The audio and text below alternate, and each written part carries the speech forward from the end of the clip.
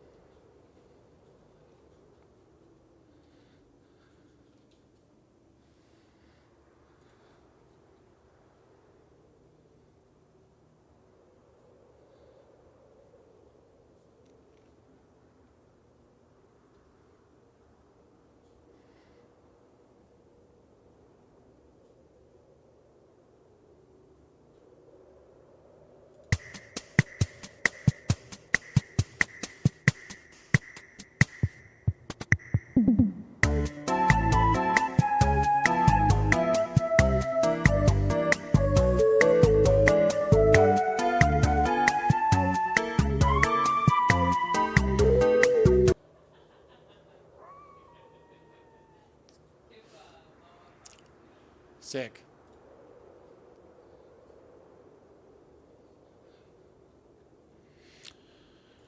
Okay. Just gonna give it a few minutes for people to roll in.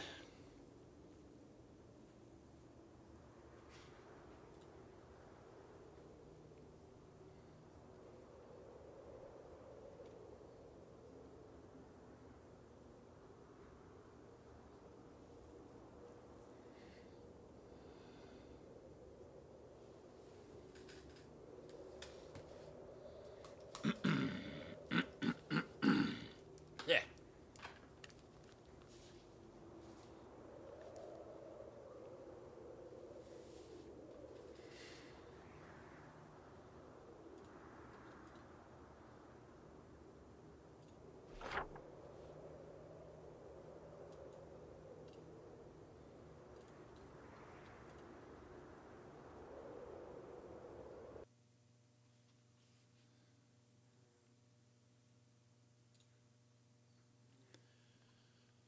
All right. Hello, everybody. We're just going to give it a few more minutes and wait for more folks to roll in, and then we will get started with the AMA. For those of you who are hanging out, if you've got any questions, we will open it up to audience questions. We can invite you to the stage to either say them over voice or you'll be able to just type them into chat, and we'll get through those as we go.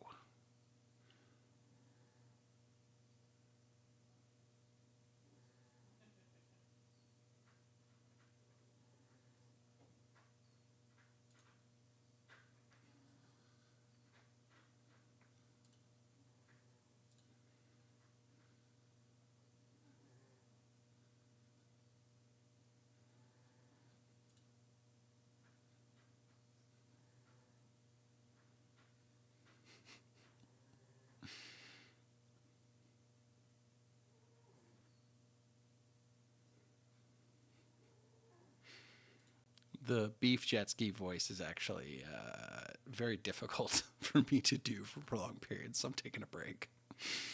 All right, we'll get started in about 2 or 3 minutes here. Just sit tight, guys.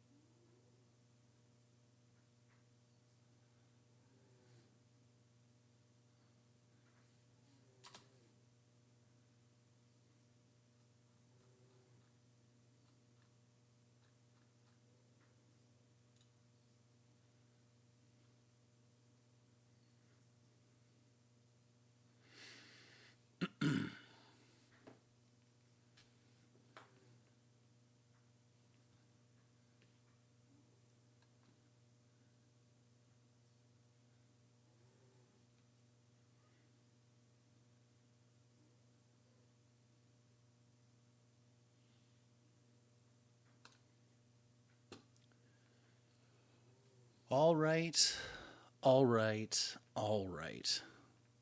Everyone, thanks for taking the time to join today. We're going to be running through some of the questions that have been submitted via the Google form. There's actually not as many as I thought, so we may run through those quicker than expected.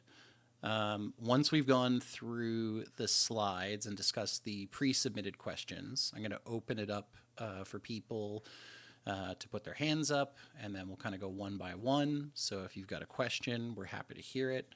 I just want to remind everyone to be respectful of everyone's time and everyone else. Try not to spam the chat too much when there's a good conversation going on, so things don't just get buried. And we'll go from there. All right. Here we go. Parp AMA. You got questions? Well, we got answers, I think. We'll see. The purpose and the format of today is really to give you guys a chance to connect with the staff team, for us to go through the submitted questions, as I had mentioned, and then to open things up to kind of a live Q&A once that's all over. Sorry, I just got to get my screen organized here. My bad. We're going to jump right into it. So, first question. This was submitted by Case, otherwise known as Jenny. As someone who's done a lot of world building for things like Dungeons and Dragons campaigns and roleplay servers, I'm curious on how you guys actually come up with events and lore, like a bit of the behind the scenes and the process of coming up with an event to actually getting it working in the server. If you'd like to explain it, I'm especially curious on the behind the scenes for the Ivy Horde. I was wondering how many zombies were able to spawn, but also be directed in a particular direction. Thank you for all that you guys do. Well, we appreciate that. Maybe we will start kind of at the top here. So in terms of how we do events, obviously there's essentially two types of events, right? There's staff run events and there's player run events. Players are always encouraged to submit event ideas through an event ticket. For those in this call who have some experience with that, you probably know that we're pretty good at taking ideas and either executing them at face value or helping people polish up their idea to make sure that the mechanics and whatnot are well balanced and, you know, things sort of work in our environment. One thing we definitely do as a staff team is we sort of have a lot of repeatable events in our back pockets. These are things that, you know, over the course of Parp's life cycle, I should say, have always hit really well or are particularly successful or we find that people really enjoy. I'm sure many people on this call have experienced like helicopter drop events, horde events, those sort of things. So we actually have like a matrix of all of the different event types, whether they're story events, PvP events, zombie horde night events, scavenger hunts, all that kind of stuff. We as a team like to get behind this, you know, like get together. We have weekly meetings to kind of talk about what's going on, what we need to focus on, what our priorities are. And we actually keep a team calendar so we can kind of see all of the different things that are going on, where we might be a little light on events, where we can start to splice things in. A lot of things kind of just start spontaneously. You know, a particular world builder or moderator will be like, hey, I've got this cool idea for an event. We just have a conversation with it, you know, on Discord about the mechanics, the planning, how that stuff would work. Over the course of the last couple of years, we've definitely been getting more organized in, you know, having some guidelines for events. For example, making sure there's an adequate number of staff to execute that. You know, rat races, for example, require you need at least ideally 4 to 6 staff members to make sure that rat races go really smoothly, that we have enough people to sort of corral all the people in the arena, get all the gear on, make sure people are, you know, in the appropriate zone at the appropriate time. There's a lot of moving pieces. So a big part of obviously executing events is the idea itself, working out the mechanics, and actually having the right number of bodies to make sure that that event is not just like successful, but fun and smooth and doesn't, cause any issues. There's obviously lots of issues with Project Zomboid, whether it's like, PvP jank, desync. There's some things that we don't have control over. There's things that we do have control over, and we always try to balance those two things out. To speak a little bit more to what Jenny's asking about how we approach like horde events, for example. There is obviously there's a horde manager in Project Zomboid. It allows you to spawn X number of zombies. We have for technical and server stability reasons, there's an upper limit to the number of zombies that you can spawn, not just on a particular square, but in a particular area. So it's really important that when we are doing a particular type of horde event, that we are, layering the zombies in, making sure that they're kind of spread out, always trying to be reactive to what the players are doing. We've seen a lot of feedback in the past where, people just say, there's too many zombies, my game crashed, it was a poor experience. And sometimes horde events are actually not about the number of zombies, but more the percussion of them. How many of those zombies are rolling in? Is it more of an onslaught, like a constant raining of them? And we also have a couple of other tools at our disposal. This season, for example, you guys have probably noticed that with the tiered zones, we actually have the ability to create like a custom zone. So essentially drawing a square around a part of the map. And then once we do that, we can define specific properties of that zone. So, for example, I can take Lake Ivy, the city, and I can, with a couple clicks of my mouse, I can change the tier of the zone, make the zombies harder to kill, and make weapon stats not hit as hard. We can also adjust things like zombie health, their ability to pinpoint, and cognition. We can also change the sprinter percentage, as some of you have found out in one way or another. So that gives us a little bit more flexibility into how we orchestrate and execute those horde events, whether or not it's something that we want to, slowly introduce sprinters. Like if you guys have done some of the horde nights that we've done, we've had a little bit of success with ramping up the sprinters and the tiers as things progress. Doing horde events is fairly tricky. I know for myself, at least, every horde event that I've had this season, I usually crash like 3, 4, sometimes 6 times during the event. So from like even a moderator perspective, it can be a little frustrating when that's happening. And it's all about trying to balance, what, there's the server itself, what the server can handle. And then there's the client side of stuff. And those experiences don't always match up. So we might be doing something that, the server can handle that. That's a perfectly fine number of zombies. But everyone's individual client side experience can be very different. And we're always trying to be cognizant of that and balance the difficulty of a horde event to make it fun and engaging and like kind of scary.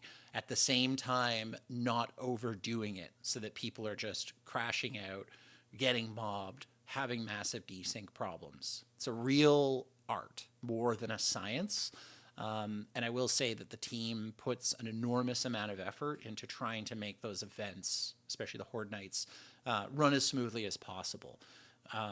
We'll even make modifications in the sandbox settings as well. So, for example, when we have massive amounts of zombies that are going to be on the ground, we turn up the corpse despawn rate so that the bodies just disappear faster. And then people don't have to worry about, there being thousands and thousands and thousands of Zed corpses that their computers actually have to render out. So that's a little bit about how we attack horde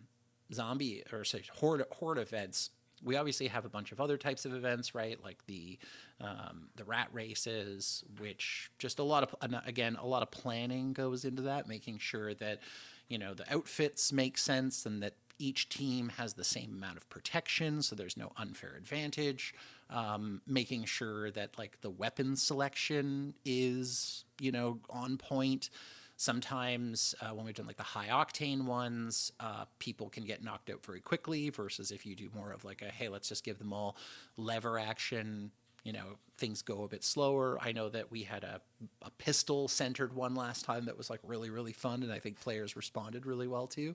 So when it comes to events, something that I want to encourage everyone who's here and everyone on the server in general is that if you have an idea for an event, or if there's an event in the past that you really enjoy and you're like, man, this was sick, I had so much fun at this, please feel free to cut an event ticket. We are more than happy to sit down with people, try and make stuff work. Sometimes we can't do everything. We have to make compromises or we have to make particular adjustments.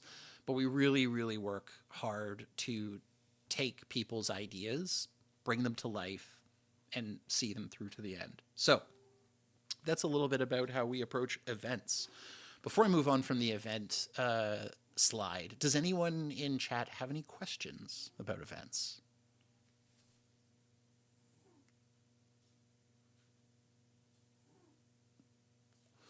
I see someone typing, so I'll give it a second here.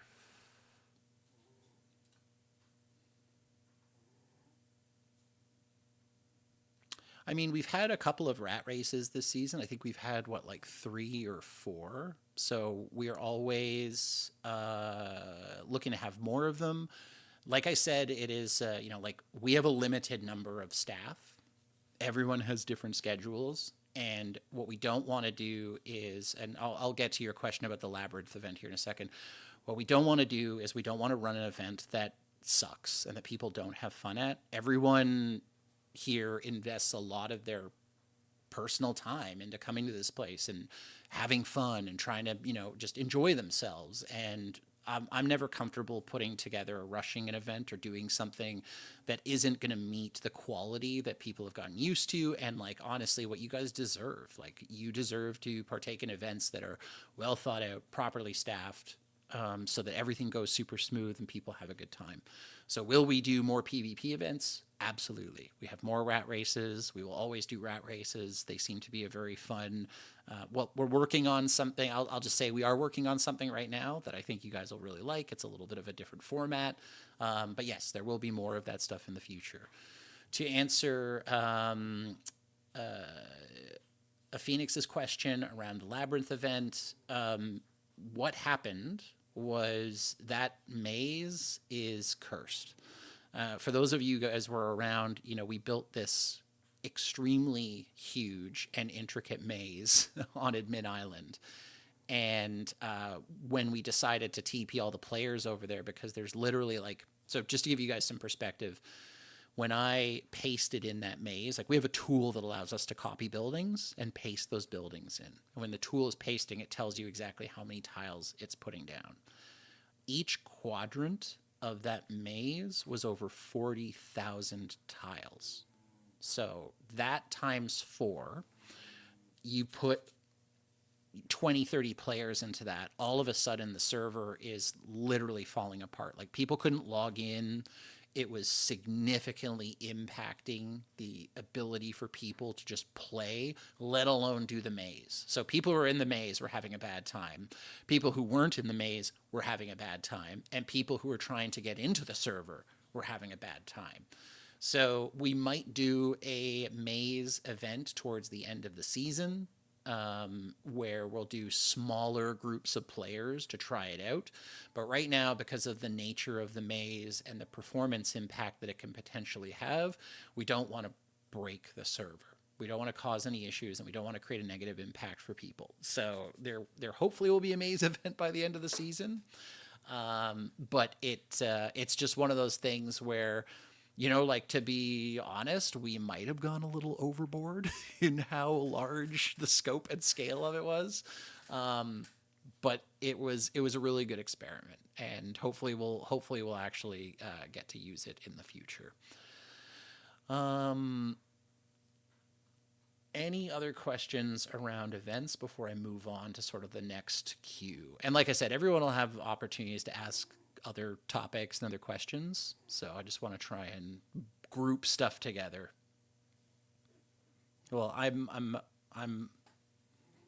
bad puns are kind of my bread and butter, so I'm very biased. Okay, moving on. And if you guys do have a question or you want to talk about events after, we'll do the hand up thing, and then everyone will get a chance to chat here. All right, let's move on. This one is from Bug Juicer. So, what goes in determining staff roles of people, and what is the general idea behind what people do on the team? As a more fun question, what's the best server tragedy you've ever accidentally caused as a team writing together, and favorite fishes? So I'll answer the latter part because I feel like that's more fun. I mean, the best server tragedy that we've accidentally caused was the maze. Like that to me was like we did not anticipate how terribly that was going to go, and just like how much it broke stuff. So that is definitely a favorite of mine. Favorite fishes, I guess goldfish. I don't know. Oh yeah, there's the cursed pie. So one time Fry, I think, messed with like so. There's lots of item stats in the game that we can manipulate. It turns out that if you mess with the stats of food, it can have all kinds of very strange issues. So there was this problem where people ate this special slice of pie that Fry made, and then for whatever reason, it ended up making them completely immune to the cold. So players could stand outside in -20-degree weather with no clothes on, and they would never, ever feel the temperature change. We've also had some bugged clothing issues in the past as well, that actually created essentially like a god mode cloak on them, where if you were wearing these particular clothing items, you couldn't die. So that was an interesting one as well. There's been a couple of weird quirks, and that's why we have very strict rules with the team when it comes to editing certain item stats and messing with stuff, because of the way Project Zomboid is coded, which is can be described in some aspects as poorly. There are these very strange downstream effects to messing with stuff. So as a general rule, we have some pretty tight guidelines in terms of what we will and won't do. So that's I hope that answers your question there. To build on the first part of the question, though, so let's talk about determining staff roles and what's the general idea behind what people do. So there are a few roles that we have. I'll start at the top. The Reds, or the admins, as we call them. Responsibility of the admins is really focuses around the high level server operations. So they're doing a lot of the stuff that requires a fair bit of technical expertise, whether it's building and implementing maps, mod packing. There's certain in-game permissions that admins have that moderators, world builders, etc. do not have, that only they can do. Settings they can change. They're the only ones who can place vending machines and ATMs.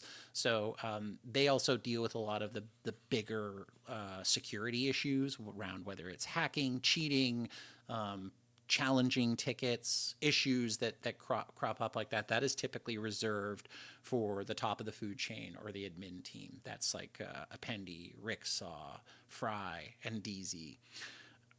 Right next to the admins would be the moderator team. The moderator's responsibility is kind of what it sounds like, is to do moderation. So they handle things like safe zones, not just creating safe zones, but doing the drops, making sure that the safe zones that have gone over the 7-day time limit are being released appropriately.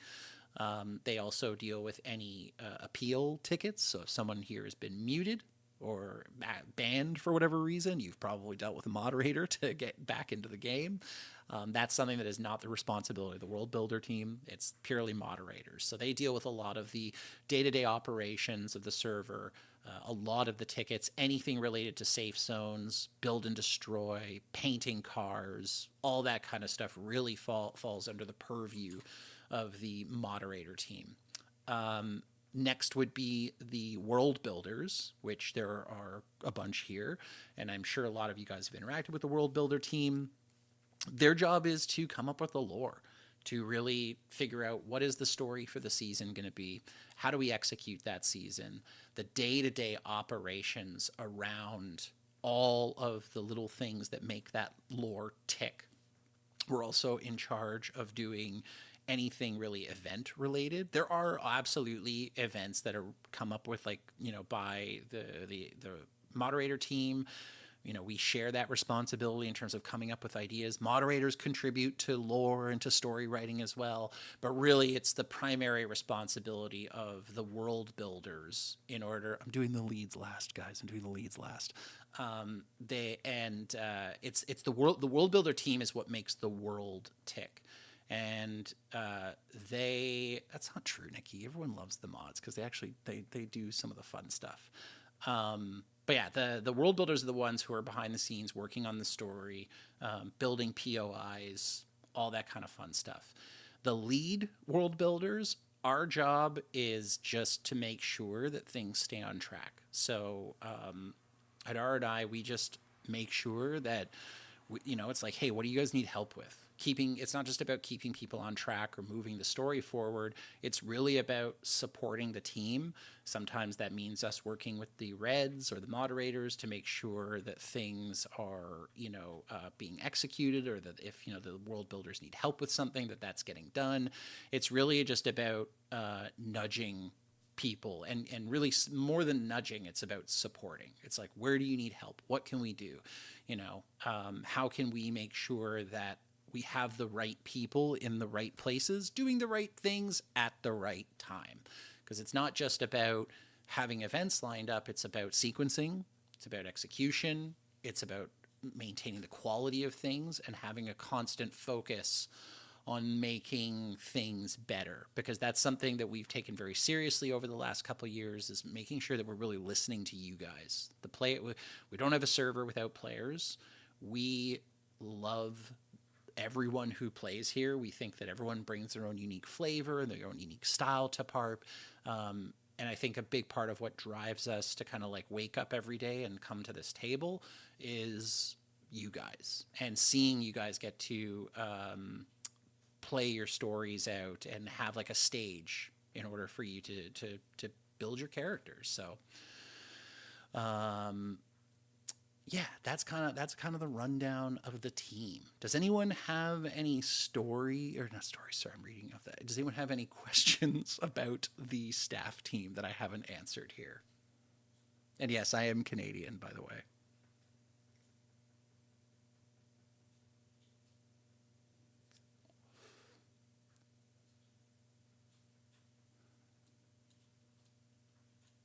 That's a good question. Yeah, no, I mean, that's what the quest board is for, right? So, like, if someone wants to come up with a quest or some kind of like side story, then people can do that through the quest board. They could be like, "Hey, I'm looking for this, or I need help with this, or blah blah blah." That's really why we set the quest board up in the first place, was to give players a chance to do their own small little like mini events. I'm gonna give Shakur an opportunity to join me on stage because he'd like to say something, I think. All right, can you hear me? Hello, hello. Loud and clear, bud. Okay, dope, dope, dope. I wanted to particularly address that one because it's a really soft spot for me because like Moog was saying that part of what like the reason we do what we do and we continue to like build on this stuff and do all these things is for you guys.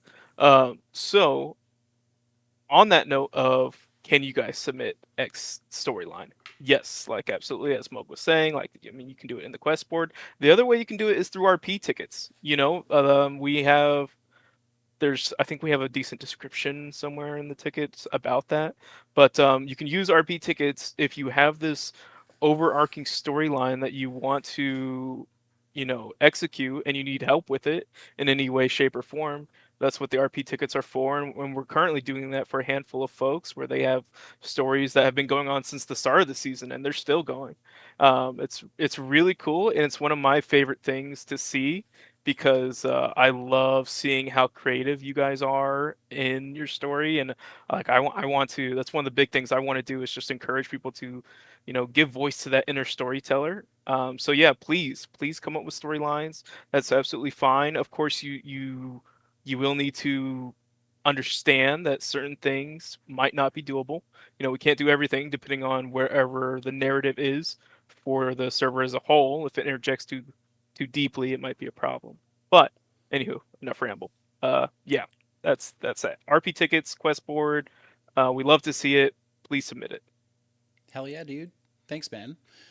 Um, I really want to quickly touch on Deke. Actually, asked a very good question around what is the role of Ryan Hayes and Crab on the server. So I would say that both of them would fall under sort of what we refer to as like the developer role. So these are people who do particular types of development that actually make the server what it is today. Without them, like there's an enormous amount of technology that goes into the behind the scenes stuff that makes things run so well. So, for example, like for those of you who have been around long enough, and if you've played on other servers, you might be familiar with like skill restore journals, right? Crab has built an incredible skill restore system. It's extremely robust. It's very well made. It has a whole bunch of brilliant tech that goes in behind the scenes that makes the skill restores work as well as they do. Now I know that the skill restore has a controversial history around what we used to do. What was a 5 or 10% debuff every time you died, but the fact is that he built it in a way that you can adjust that on the fly at any time. Crab also puts an enormous amount of work into keeping the server safe and secure, protecting us from hackers, cheaters, stuff like that. And if you've ever used the ATMs or the vehicle shop or any of that stuff, like that's pure Crab. So Crab is really the guy who, he refers to himself as the janitor. And he really does keep things clean, running well, and makes Parp just an awesome experience from an operations standpoint. To talk to the Ryan side of things, Ryan is really all about helping us with outfits, with helping us with the gun modifications that he's done, like his firearms pack that he has set up and he's constantly balancing.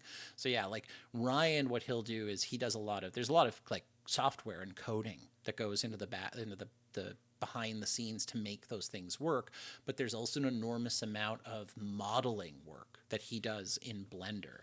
And the reason why we are very careful about what mods and stuff we add is Ryan has set such a incredibly high bar for how to make a really, really great, whether it's an armor set or a weapon or whatever. Like he sets the gold standard for how things should be modeled, how they should be textured, how they should be optimized, and that's his sort of claim to fame. So he's done an incredible job just making sure that we have, like, I remember, I think it was last season, we introduced a ton of new clothing items, outfits. For those of you who are part of the supporters chat, you might have gotten a little bit of a sneak peek that he's working on something really fun in the firearms area, which you guys who will get to see hopefully very soon. So there's some really, really, really cool stuff still coming down the pipe from both Crab and from Ryan that I think everyone on the server is going to be very happy to see. I'm not going to steal their thunder or do any spoilers, but stay tuned. We're constantly putting a lot of effort and energy into, making sure that Parp is a super fun place and that people have cool drip and all that kind of thing. So that's a little bit on their role. I hope that illuminates things a little bit for you guys.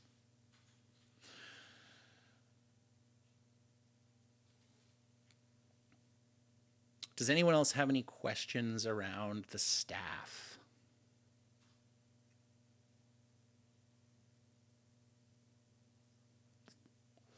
I'll just give it a minute for. Okay, we'll move on. And if you guys have questions around staff, we can address those later. Question 3, Mastrion. So it says the seasons mentioned in the server titles. What exactly are they to you guys, and how long is one season? Great question. So a season is essentially a is a we approach like Parp is kind of like a multiverse. You know, every season is part of a large multiverse. They, you know, your character can exist in multiple universes, but they will never ever cross paths, or they don't have access to each other.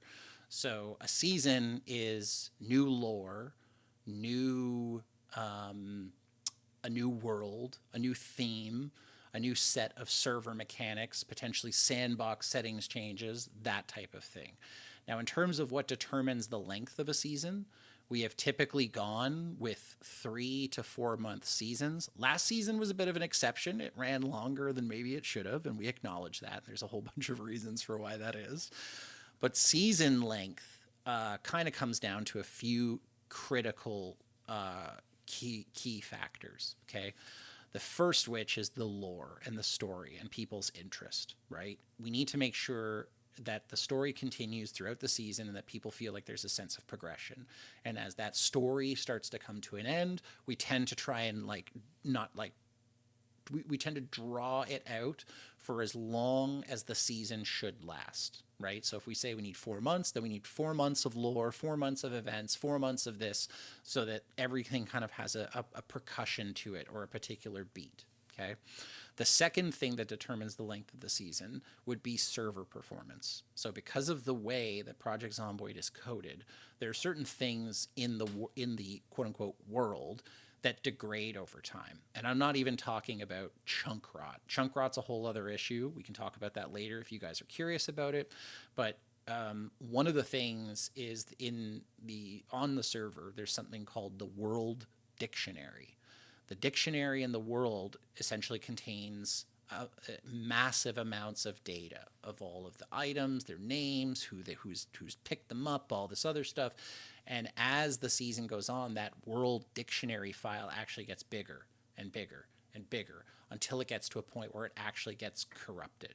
And so we absolutely have to, once we start to see signs that, like, okay, the server is starting to fall apart, we're starting to see real performance problems, that's another thing that will factor into how long the season can actually go for, right? Obviously, chunk rot contributes to that in a particular way.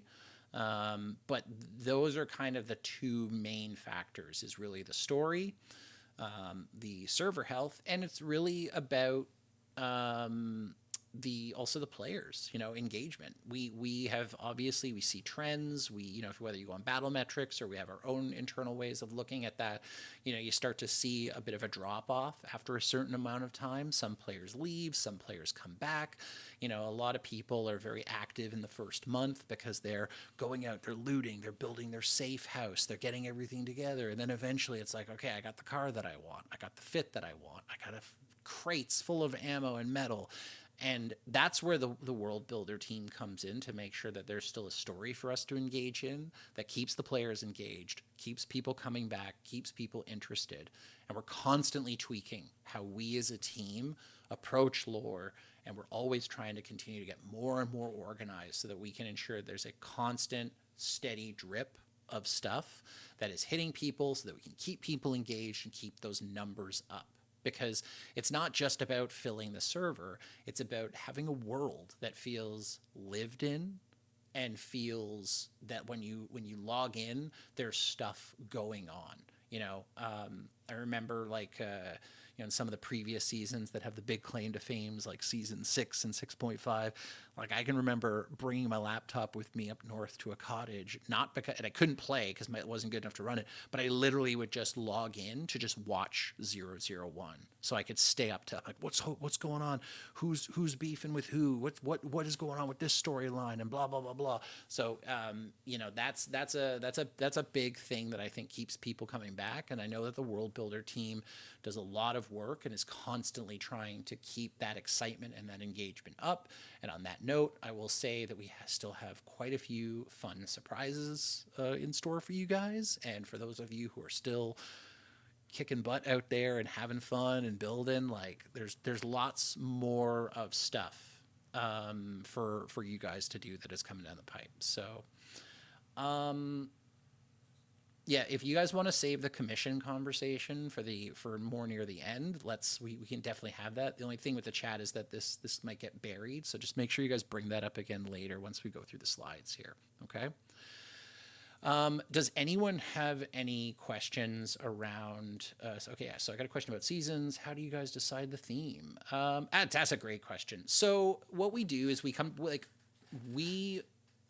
obviously we're a team, and one thing that we've learned in the past from previous seasons is that if the whole team isn't behind an idea, and if they're not excited about that, then things go sideways very quickly. We have in previous seasons voted. We basically wrote 5 or 6 ideas. The team voted on those ideas. We took the top 3, and then we sent that out to the community, and then the community got to decide which thing we would go with, essentially. So we have done that in the past. We may or may not do that in the future. But at the end of the day, it really is up to the lore team in terms of how they want to execute that and what their idea. What I will say is that you guys have kind of just scratching the surface of stuff. I know we're a couple months in, but there's still quite a lot going on. So for if you guys are starved for lore still, just wait till we see what we got for you guys. Things are gonna get interesting. So yeah, we've definitely polled the community in the past. I think one of the challenges with the community polls is we have something like over 8,000 people on the Discord. Not all of them are active. When we put out polls through Discord, we get a lot of responses from people.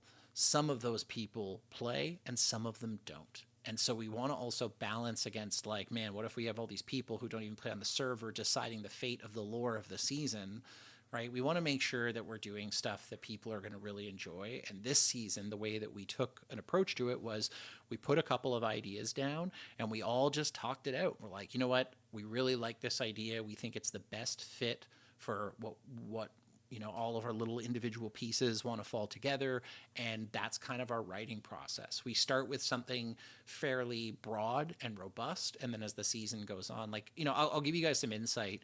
The first couple of weeks, we had a very, very detailed plan, right, where we're just like, this is going to happen on week 1, this is going to happen on week 2, because we wanted to make sure we were building up that momentum. And we're going to continue to do that and refine that and make sure that every season that we have, things hit with a certain level of percussion.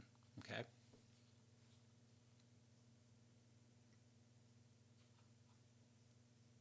All right. I think we can move on to the next question. If you guys do have more questions around the season stuff, maybe we can pick it up near the end here. I see one more person typing, so I'll just give them a second if they have got a good question.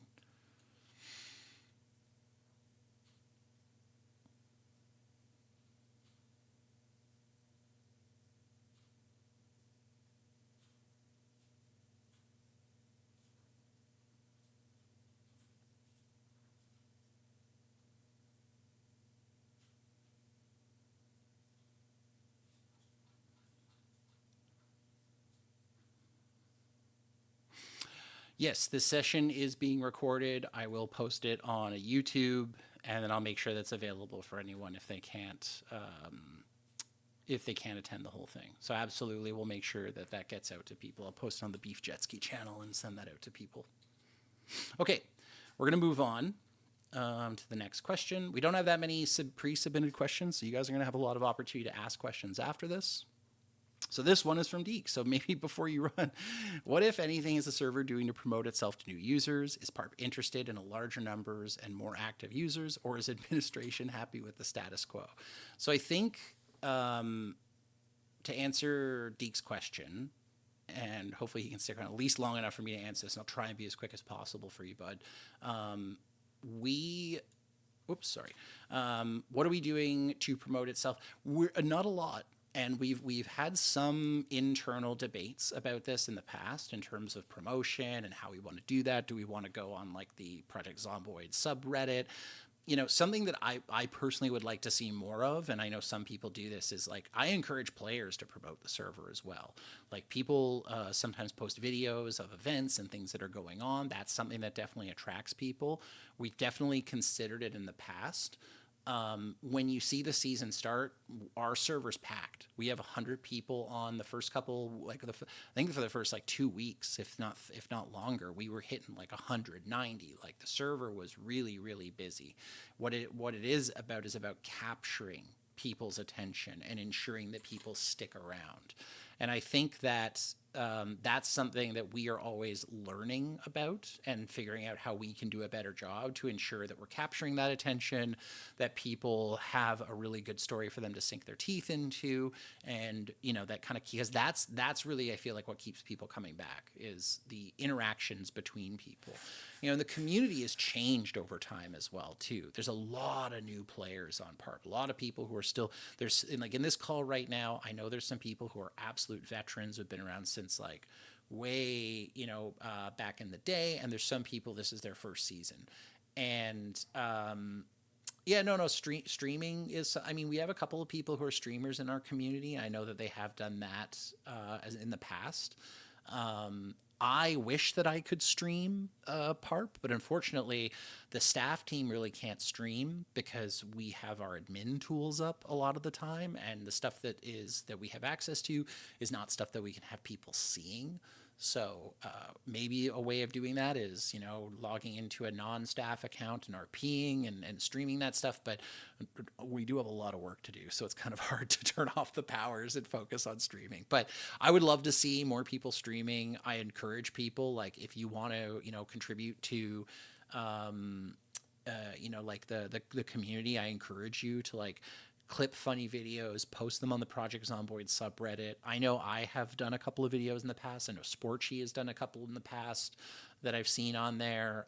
So I'm always recommending people, like, if you got a funny clip or something that you think will bring people in, by all means, like, throw it up there, because we're always looking to grow the community and like have a cool place for people to come, and we want to have those numbers because having more people on the server means more role play, means more spontaneous interactions, and yada yada yada. So it's something that we're always trying to improve. So I would say, to answer your question, like honestly, are we happy with the status quo? I wouldn't say that we're unhappy. What I would say is that we as a team have a constant focus on continual improvement.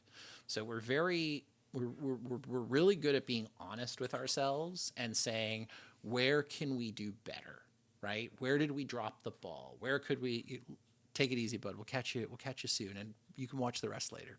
And where have we dropped the ball? Where could we have improved here and there? And that's, I think, something that like has shown over time, especially with our engagement with the community and trying to make sure that people have different mechanisms to reach out to us, whether it's through the anonymous survey form or whether it's through initiatives like this. So we're always trying to get better.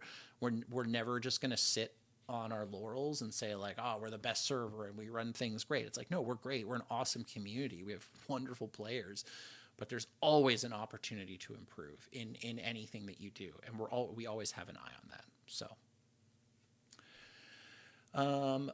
I think I can move on to the next question. And again, if you guys get inspired to ask something, just you feel we'll invite people up to the stage to pose their question after this. We only have a couple more questions, believe it or not, that are on the slides. This next one is interesting, and I to be honest with you, I debated whether or not I was going to put it up on the screen, but I really do believe in transparency, and I have no problem talking about stuff.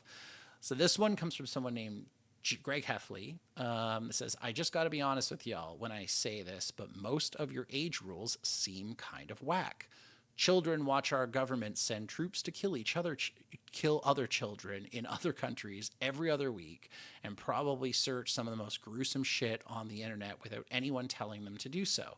The world doesn't adjust to people's discomforts, neither should the apocalypse. Okay, so I got a couple things to say about this. First of all, I'm not entirely sure what this person is mentioning when it comes to the whether he's coming to chill. Like, so is this person talking about the rules around playing as children? Like, we have a very, very clear reason why people cannot RP as someone under 18. I don't think it takes a lot of imagination for you guys to see how that could be a real huge problem. We are also a 16 plus server. We want to be accessible. We really believe that like having a whitelist and making people apply and come up with these like really detailed backstories that we vet and stuff like that, that's not our flavor. There's other servers for that. If people want to play there, great. If he's talking about the 16 versus 18 branding, I don't know what to tell you. We have a thriving community where we welcome people who are 16 and older, and I don't really see a need to change that. And if that's what that's in reference to, um, I still don't know how to address your question because it really doesn't. Like, what is he even getting at? Da, da, da, da. Yeah, I mean, just because shit happens in the real, like, this is also a video game, guys. Like, it's also a game. It's a community. We don't need to platform abhorrent shit, and so we're just not going to go down that road. I'll give you guys an example. I'll give you an example. We had a player once ask me, it's like, hey, I got my hands on an incubator from the hospital, and I thought it would be really cool if we did a baby shower. And we're like, no, we do not allow people to RP. And then the person's like, what, are you an idiot? Like, I'm not saying anyone would RP as a baby. And I'm like, well, if someone has a baby, the baby exists in the world. Like, where does the baby go? Are they not going to bring the baby? Like it just opens a huge can of worms of problems, and that's not something that we're willing to entertain. Also, we only have so much time as staff to moderate things, right? Like at a certain point there needs to be a cutoff in terms of what we are going to allow and not allow, because we just don't have the time to police all this shit. And that's just one of the things that it's there for a very good reason. I'm sure that awful things happen in the real world, and as much as we are an RP server, this isn't the real world. So I'm going to have to say that I don't agree with the premise of your question. I'm sorry you feel that way. I'm sure there's other servers that will cater to this better, and I encourage you to find those communities if that's your speed. The next question. This is also related to season stuff. So this is from Jay. Have you guys set a timetable for the end of season 11? And can you give us any insight on what's planned? We can tell you. Okay, this is going to be. I'm going to drop a huge spoiler on you guys. Yes, I will let you. Before, okay, sorry. Before I move into this, if you want to come to the stage, chilled. Um, Oh, okay. Everyone can hear me again, right? yes. Okay, okay, okay, cool. The one thing I wanna emphasize with that last one is it's not us saying you can't do like intense or serious RP. You need to find a balance, right? Like you don't need to be doing things like horrible, awful things just for the sake of like, oh, shock value and whatever, whatever. Um, you can express certain things, but just find the balance. Don't be excessive in it. Um, keep it like tasteful. Like Moke said, we are. This isn't the real world. It doesn't have to be so awful. Okay. Anyways, that's No, all no, I wanted to no, say. no. It's just find the balance. I appreciate that perspective. Okay, spoiler time. So, the season is going to end at some point. That's my spoiler. It will end. The season will. I know a season will. It will end. Yes, there. It's not ending now, but there will be an end. It's coming at some point. Kind of like what we talked about earlier is that yes, we have a rough timetable. We want seasons to go for about 4 months. I think we're at the 3-ish month mark. I can't remember. So there's still time left in the season. We are, I guess you could say, approaching the end of the season, but we're not. We still have lots of runway left. Now, one thing that I'll express to you guys is there is today the 4 month for real? Wow, shit. Okay, never mind. All right, so we're 4 months in. Something to consider as well is that like it is very difficult to juggle a current season and plan for the next season. Okay. So, what we are trying to do in the background right now is we are already preparing for season 12. There's already stuff going on in the backside or back end where we're like, okay, it all starts with, yeah, it's been 3 months. It hasn't been 4 months, guys. Come on, come on. We got 1 month left at least. A huge part of planning the season is the map, and the map is probably one of the more technically challenging pieces. Not it, like we have to select a map or like mod maps that will all fit together. There's this very specific skill set, a technical skill set that goes into putting those maps together. We have to get permission from map makers to mod pack stuff. So there's sometimes it's like we literally are waiting. Like we send out invite or not invites. We send out requests to these map makers and say, hey man, we'd really like to use your map. And then we sit and we wait and we wait and we reach out again and we wait and we wait. And we just have to sit there and I'm like, for lack of a better word, twiddle our thumbs and wait to hear back from these people. And if we don't hear back from them, we have to make a decision about how are we going to work around that person not giving us permission to use their map. So map selection, if we were just doing the same map every season, that would be so much easier. But the team puts in an enormous amount of effort. I'm talking like tens of hours of map selection, getting it on the test server, making sure things aren't broken, realizing something is broken, having to throw a bunch of it out, redo it. Like it requires a massive amount of effort. And so as we approach the end of the season, we are starting to prepare for next season so that we can get that map ready. And then once we have a map selected and we're like, yeah, this is the map, blah, blah, that's when we can really start to pin the lore down, because you need the right stage to play your stories out. And some stories work in certain environments and some don't. So we are actively working on building next season's map. We are actively discussing lore and different ideas. So I would say that there'll be more news in terms of what we're thinking and when the next map iteration will be coming out in the next season in the future. But we have at least a month, maybe two left of this season. We have a ton of stuff for you guys to still do and find and engage in. So we're hoping that it's still going to be very eventful and people are going to have lots of fun. But there is an enormous amount of work that goes into that. And one thing that we also have to juggle is current player engagement, making sure there's enough world builders working on POIs and stories and helping you guys with your events and all your tickets, while not taking resources away from that to also build the next season. So really at some point the team will kind of have to split. There'll be some of us that are focused on current player engagement, and then there will be some people who are focused on purely on getting next season off the ground. And then typically what we do at the end of the season is the team will completely disengage. Like we'll tell you guys, like, the world builder team is no longer taking RP tickets. We are no longer working on events. We are no longer doing any of these things because 100% of our energy is all going into season 12. So yeah, I hope that gives you the level of insight that you're looking for into how the season is planned and how we execute that stuff and what you guys can expect.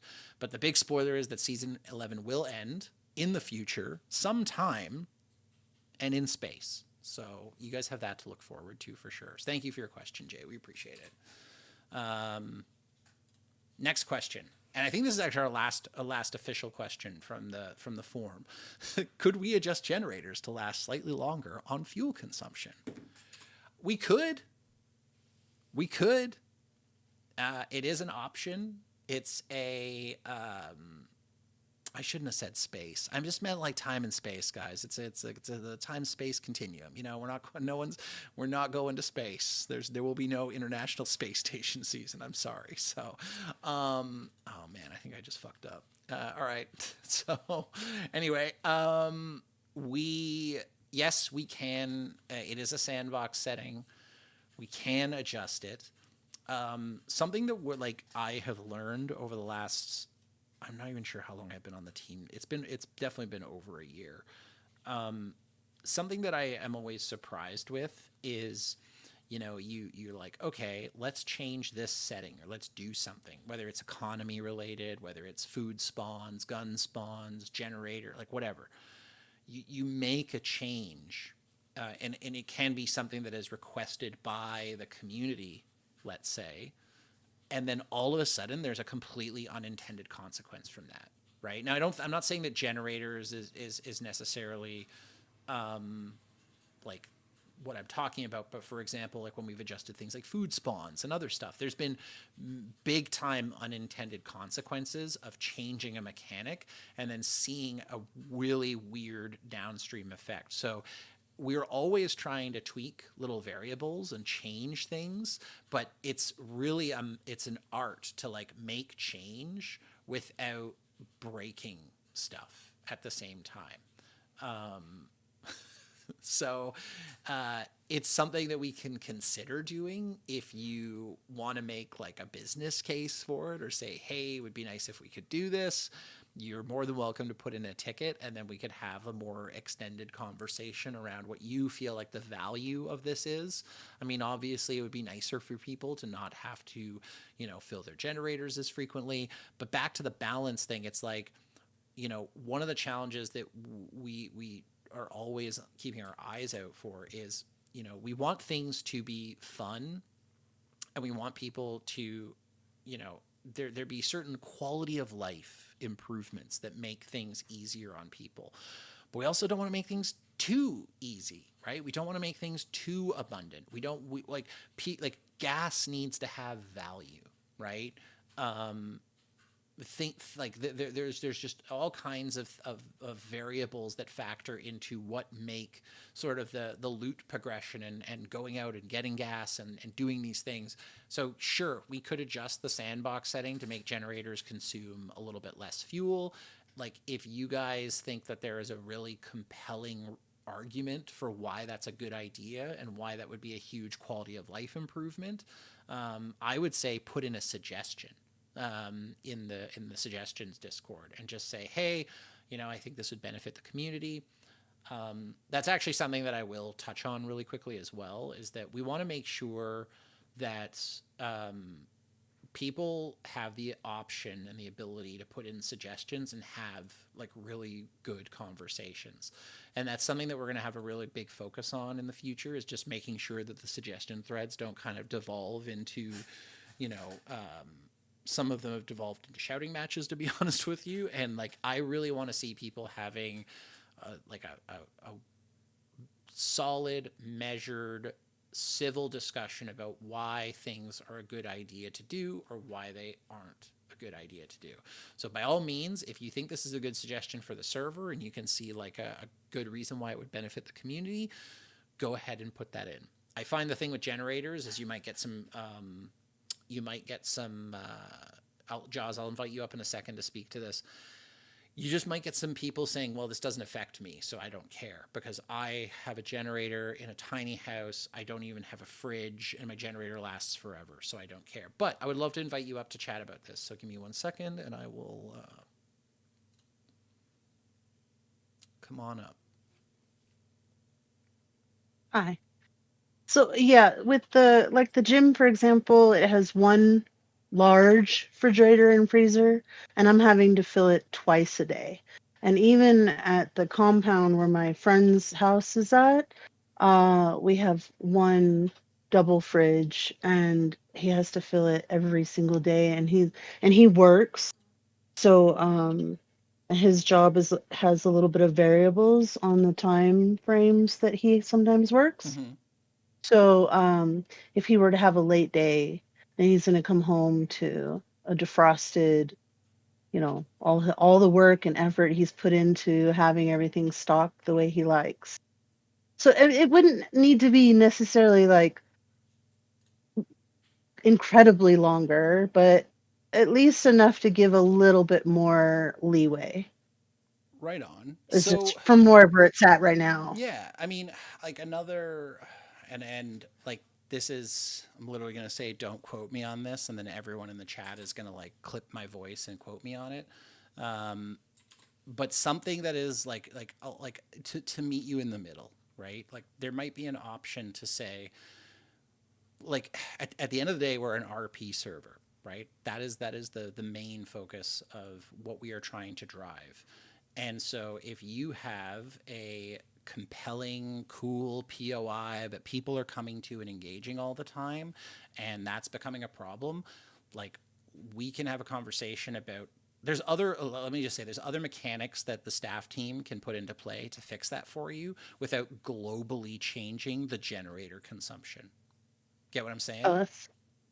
that's awesome. Yeah. Thank you. So I Yeah, would say in this particular example, for what you're speaking to specifically, open up an RP ticket and just put in, like, let's be like, hey, we're having this issue where we've got this POI, we've got lots of people coming to it, there's a lot of players engaging to it. We could use a buffed Jenny. And then that's something that we in the team can discuss. I can't promise that we're going to do it. That's why I'm saying don't quote me on this. But it's probably something that we can definitely discuss as a team, and we'll look at it. that's wonderful. Thank you. Cool. No, my pleasure. Thank you for your question, by the way.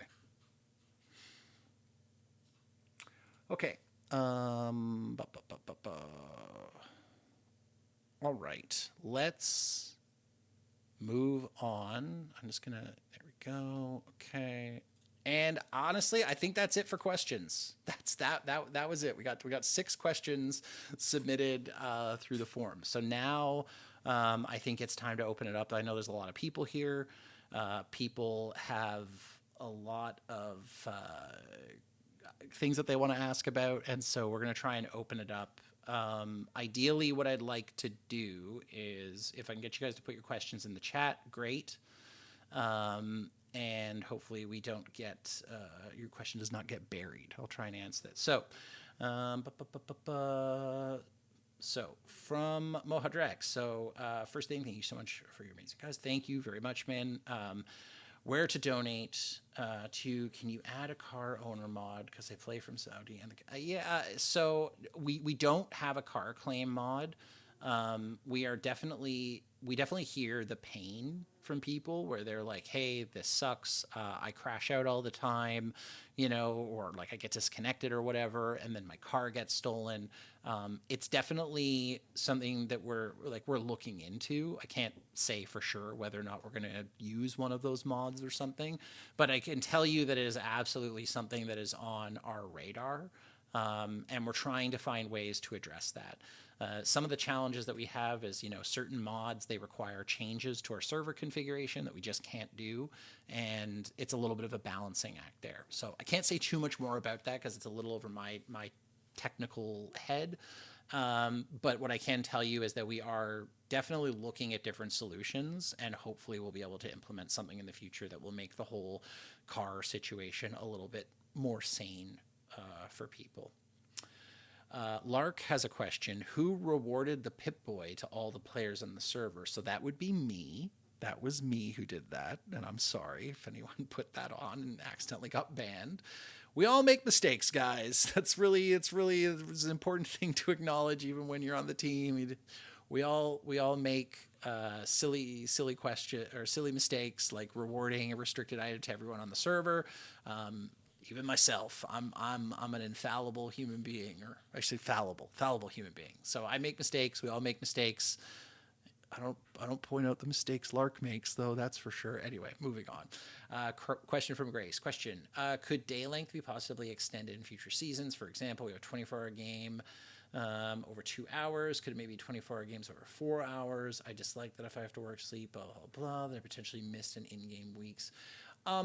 This is a good question. This might be worth making a suggestion around. I know that there are some. I think there's some pretty good reasons why our day night cycle is the way it is, and we haven't extended it. I think obviously there is the downstream event that if by extending it you make nighttime longer, and that can be challenging for some players. I do hear what you're saying. I think it would be totally worth bringing up in a suggestions thread and saying like, hey, is this something that we can adjust? And then people who are much more competent than me could potentially answer why that is or isn't a good idea. Rookie's asking Moog, where's my super amazing question? You know, Rookie, I thought that was someone. I thought that was Jason Hudson who submitted that question. To be honest with you, so I may have scrubbed it from the thing because I thought it was kind of trolly. But you know, maybe we'll get to it in a minute here. Let me see what else do we got here. Um, I'm trying to just scroll through here. I have a question. So this is for more of my European people and the Brits. I understand this is an American server, but having midweek events kind of sucks because we don't get to participate in those events. So anyway, have big events that are RP based, you have a lot more weekend based. I mean, I think. I mean, we do a lot of events on the weekends, if I'm not mistaken. Like a lot of the times when we're planning things like rat races and stuff like that, we definitely want to obviously, how do you say, we want to cater to the largest audience possible, and we want to make sure that it's accessible, especially for like we got European folks on the team, like you know, like on the staff team as well. We have people in tons of different time zones on the team. And so, are we looking to improve when we do events? Absolutely. I know that, for example, Lark not long ago ran a demo derby at like 10 a.m. my time, which I was like, dude, are you kidding me? It's 10 in the morning. I'm not waking up to go to an event. He's like, it's for the Brits, man. It's for the Europeans. And I'm like, all right, respect. I'm really glad that you did that. Could we do more of that? Absolutely. And that's something that we can take into account, you know, as a team to make sure that we're catering to, you know, all of our audiences. Yes, we are a North American server, and we typically do cater a little bit more to the EST, MST, PST time zones. But we want to make sure that everyone has a good time here, and we'll definitely take that feedback into account and see if we can have more of the weekend, middle of the day kind of events that make it easier for folks like yourself, Pennington, to come to those events. So I hope that's a good answer as I scroll through because I can't see the bottom of the chat right now. Would it be possible or practical to implement the means to make our own gasoline? I mean, if you have a mod that you want to suggest that allows us to do that, you can. Um, Obviously, there's lots of different mods. We evaluate them based off of their quality, how often they're updated.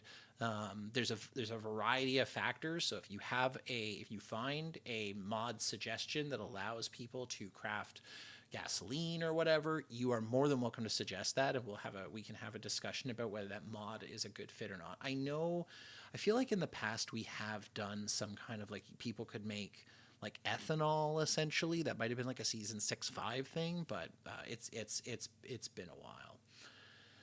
Sorry, I'm just scrolling through. There's a lot of chatter here. This one is from Dialon. So, question: I noticed the season was great about releasing Gatekept commission clothing for events. Do you guys plan on releasing more exclusive cool commission sets? Um, I mean, so yeah, and Deke actually wanted us to Grace. I'll get to you, invite you to speak in a minute here. So you know, Deke was talking a little bit about commissions. We there's lots of stuff that is so if there is a player who is active on the server and they haven't left the server and they own a commission, it's up to them whether they make it publicly available or not. Whether or not they want it to be shared, whether or not they want to retain being exclusive, it's really up to those folks. If someone does leave the server and their commission is just sitting on a shelf, staff will often make a determination whether or not we should make that to be something that becomes an event reward. So, you know, yes, we are always looking through the list of clothing and all of the things that we have available to us. And how do we release that over time? And really, like, you know, making sure that we're having regular events where we can give out cool gear.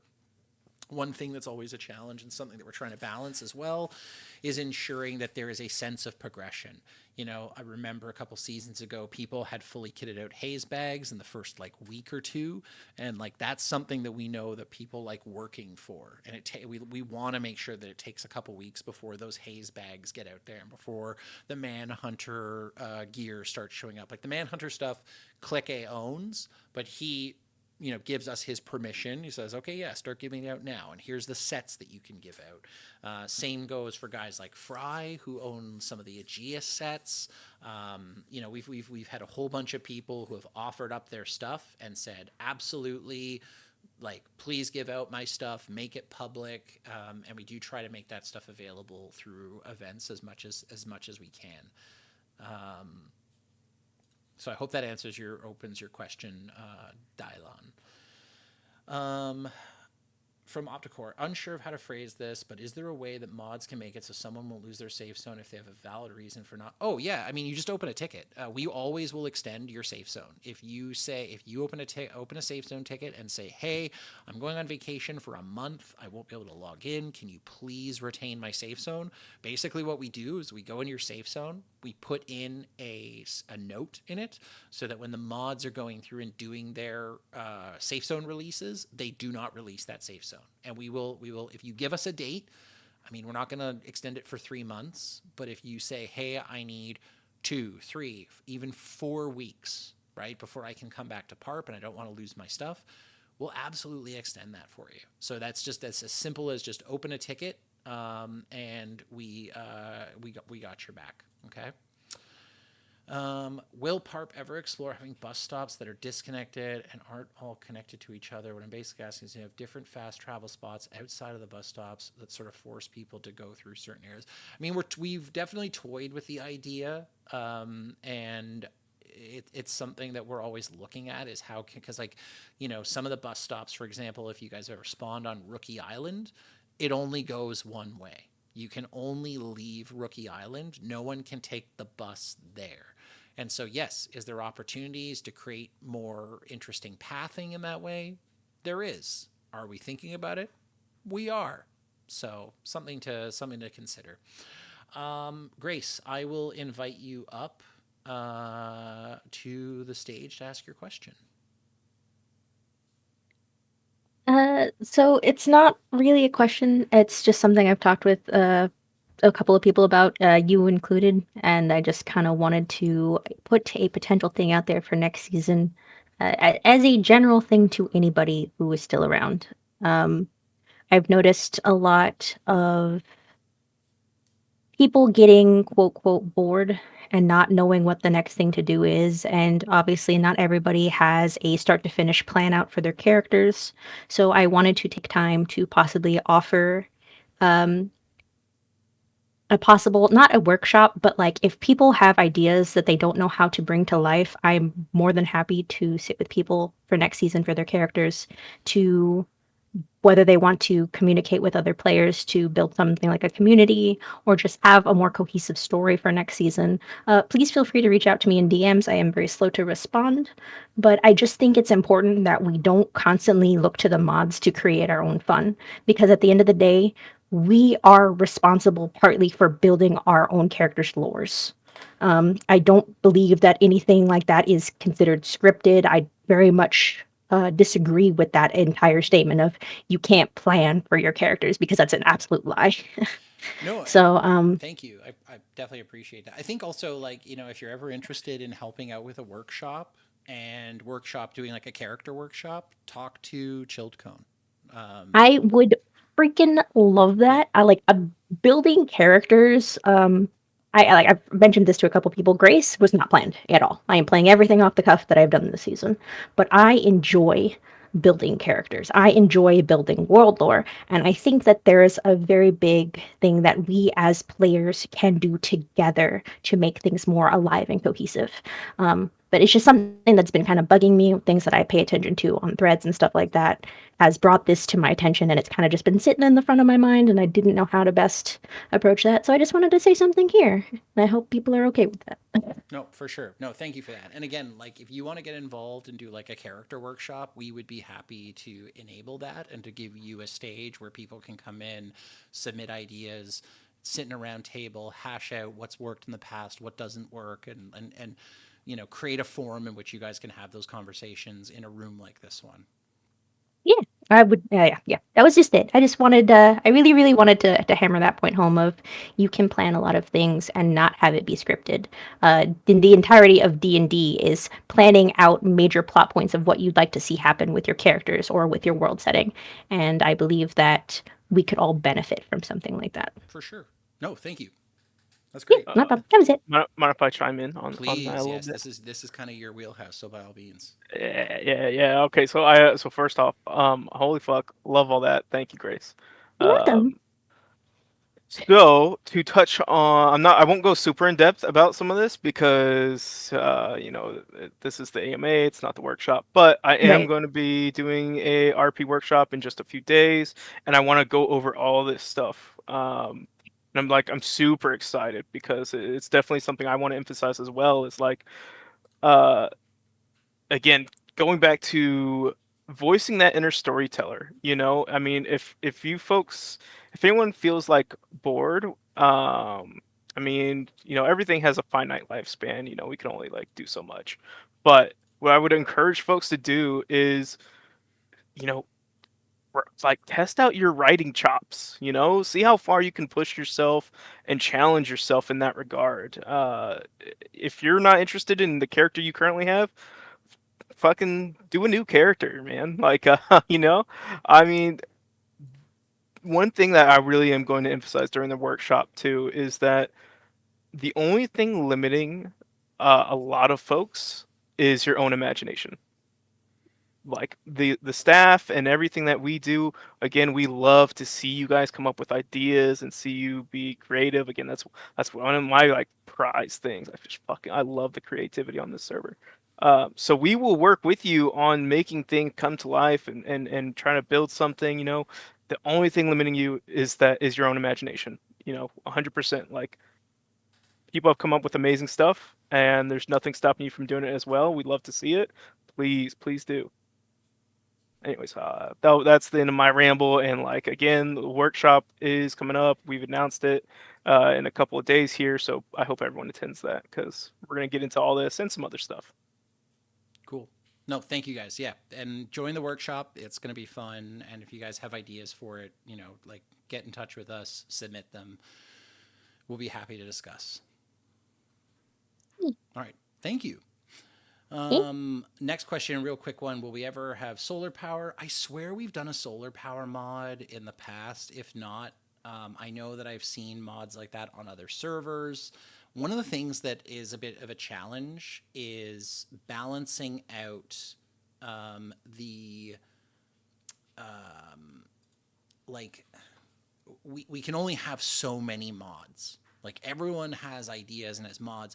A lot of the time we have to balance, like if we're adding a mod, we have to also think about removing a mod because if the mod list gets too bloated or too extensive, it can cause all kinds of issues.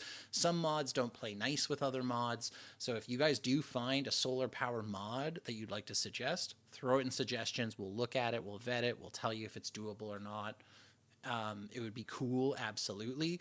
But there's just so many mods out there, and we can only have so many on the server without like causing significant issues with just the general server operations. To get to the next question, Moha was saying, in the event that I participate, sometimes I die at the end. And when I came back, the goblins clear all the things that I have. Can we make an event so that people can't loot it? Essentially, is what he's saying. So there isn't really like any mechanics. Like there isn't like a switch that I can flip that can prevent players from looting a player body, at least from my understanding. The only way to do something like that is by policing it, and that is a lot of work. Like it just you have an event, you have 30 people showing up, you have your body on the ground, then you have 4 people grabbing stuff off. We have to look through the logs. We then have to ban those people, and da da da. It would make a massive amount of work. And sometimes, we talk a lot about balance, right? We can't do everything. We have to balance this want versus this need, right? And so this is one of the reasons why when we advertise events and we tell people like, hey, we're inviting you to this event, there is a high likelihood that you will die. don't bring anything to this event that you don't want to lose. And I know that can be challenging for some people because some people just don't have like as much gear as other people. But sometimes you don't need to bring your best kit to an event. You don't need to bring your best gun. You don't need to bring all your ammo, and you should kind of budget that in. Like I can't tell you how many events I've gone to where I've lost gear that took me hours, if not weeks, to grind out, or tens of thousands of dollars of in-game currency. Like it unfortunately, it's just part of being on Parp, and you're never going to get rid of the goblins. Like an example was we did the Little Bear event when we opened the military base. That night we had like 100 people join the server, and that night in particular, because we can see when a new player joins, we had like 20 or 30 new players join that day alone, right? And so we have all of these new players. They saw this event, they came to it, and none of them really know the etiquette. And they have nothing. They have no guns, they have no gear. So they run this event, they see a body on the ground, they're like, oh, this body has like a Colt M4A1 and all this gear. Like, of course I'm going to pick this up and wear this. Like, why wouldn't I? You would. So it's very difficult for us to balance that mechanic. If we did put a rule in, one of the things too, and I've gotten feedback from some parpers, is just like we really want to make sure that we have a rule set that isn't too thick. People shouldn't have to read like a 30-page book on all of the rules for stuff. We want to make sure that the rules are fairly simple, fairly straightforward, and easy to enforce, right? And so setting rules where we can't loot body, like, sure, it's something that we can think about, but how we would mechanically execute that is actually very, very difficult. So, I mean, it's something we'll always take into consideration, but I will say that, like, we always try to advertise things as do not bring any stuff that you're not willing to lose to events, and you'll generally have a better time with going to those events if you do inevitably die. Okay. Okay, scrolling down, looking for more questions here. Uh,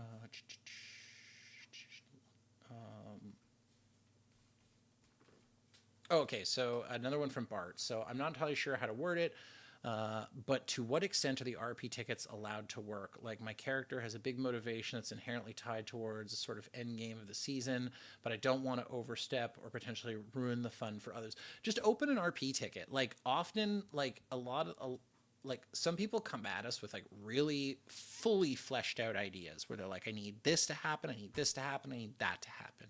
And if it fits well with the story and it doesn't conflict with anything, often we'll be like, hell yeah, man, like, we'll help you do that. You need us to spawn some zombies or set this up for you or do that, like, we're here to enable you guys and your ideas and your creativity. So if you've got an idea and you want to talk to us about it, and if you want to see like, hey, is this a good fit, can I pull this off, by all means put an RP ticket. The team will work with you on it.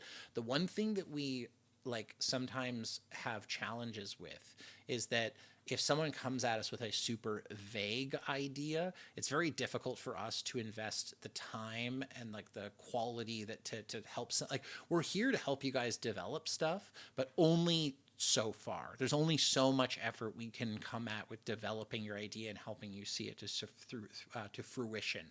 So if you want to do something and you have a generally pretty solid idea, by all means, bring it to us. And even if it's not a well fleshed out idea, you can bring it to us and we'll say, like, hey, you got some good stuff to work with here, but you need to put some more meat on these bones. Go think about this a little bit more and come back and let us know what you think. That's often something that will absolutely entertain. Next question: how do the cassette items work? Is it part of the mod, or are you able to add songs? We might request this. This comes up all the time. So to make a long story short, adding music to the mod is an incredibly laborious process. It takes an enormous amount of work. It requires a very specific skill set. There's only a few people on our team who can actually do it. If it was something that the whole world builder team could work on, we would distribute that workout and we would have regular updates and we would blah, blah, blah. But there's a very limited group of people on the team who have the ability to add music to that mod. And when they do, it requires a ton of effort. And so if it was easier, we would do it more frequently. Like we're not adding music because we're jerks, we're just like we're lazy. It couldn't be further from the truth. It really is about the amount of time that it takes something and the return on that investment. So will we be updating the tapes? Maybe. Like there absolutely could be an opportunity in the future where we look at adding more music. If that's an option to change the cassettes. In the past, we have absolutely opened it up to requests. We put out a survey and we said, hey, put in requests for what tapes you would like to see. And many people have seen their tapes make it into the cassettes. The last update was definitely player driven. So when that happens, I assure you, we'll put out an info and announcement post. We'll say, hey, we're updating this. Submit your ideas. We won't be able to do everything. We'll do as many as we can. And, it's something I think that we're always looking at. So to get to the next question, another question from my group. So I know it's a bit early to talk about it, but we wanted stuff to be considered for next season lore-wise. Then should we submit that as we are making stuff currently, but have most of it? I mean, if you guys want to spitball ideas and say, hey, we're thinking about doing this, sure, we'll talk about it. I mean, there might be only so much we can say because we're still in the very initial stages of coming up with next season's lore. We're very focused on making sure the rest of the season has like a really solid progression to it, has a really big bang at the end, and everyone has a great time. And then, in parallel to that, we will be writing the plot and the theme and the mechanics for the next season. So, I mean, if you guys want to bounce ideas off it, by all means, it's just depending on what we know and what you tell us, we may be able to help and we may not. So by all means, I encourage people, you're more than welcome to open RP tickets. Like, we don't find that stuff to be annoying. We love it when people engage with us, and we encourage people to engage with us as much as they see fit. So I hope that answers your question, Pennington.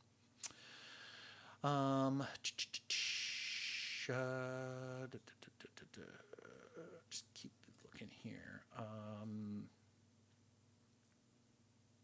What is the plan for Build 42 when it goes? I mean, Build 42 still needs to come out with a stable version.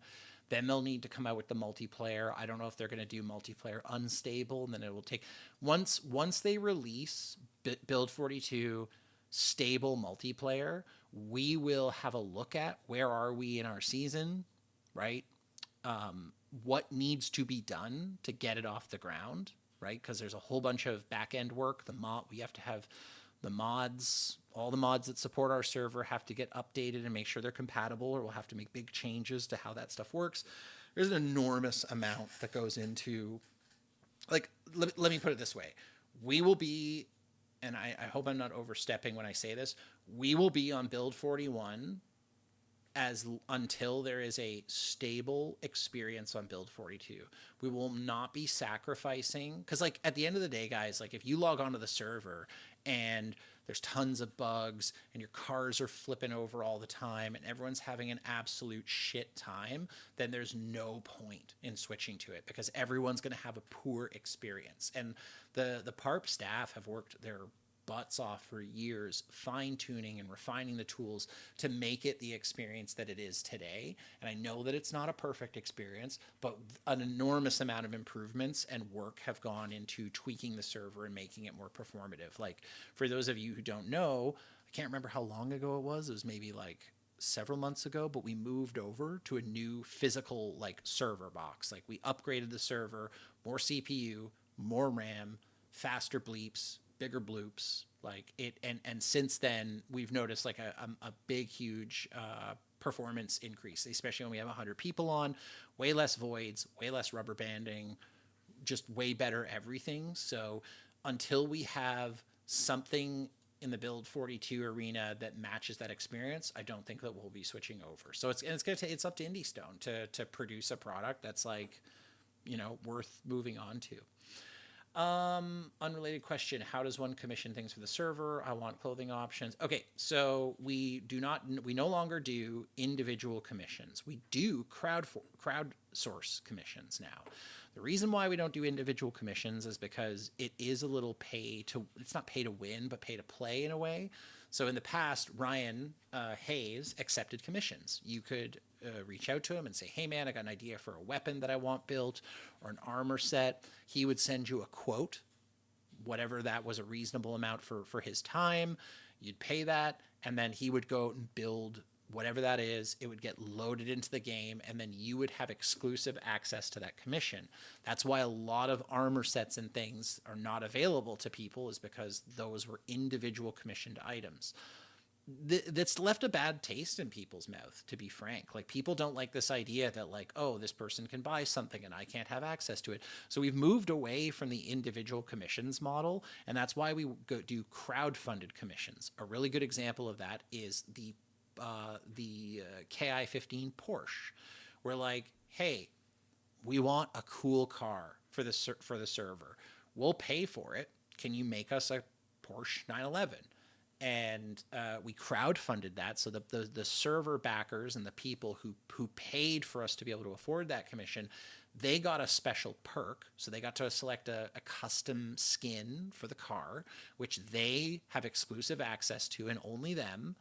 But everyone gets the ability to get the car. The car gets spawned in the world. You can buy the car from the dealership. It's a really nice meet in the middle, so that people can contribute something, so that the server gets a benefit.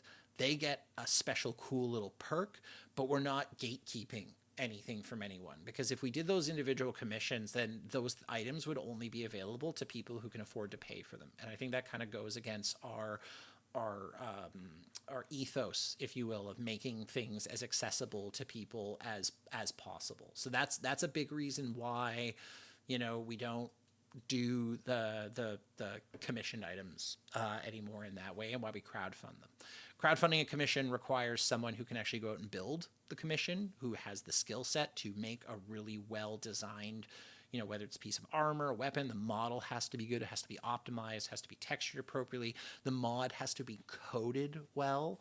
And again, because Ryan Hayes sets the gold standard for how that stuff should be done, we only accept gold. We're not going to accept some like inferior mod that's going to cause issues and break the server, cause like texture issues and all that other stuff. So it's just not, it's not something that is it's not just that we're not, saying like no commissions. It's you need someone who can actually go out and do the work and do it to the standard that we expect, that won't bork the server essentially.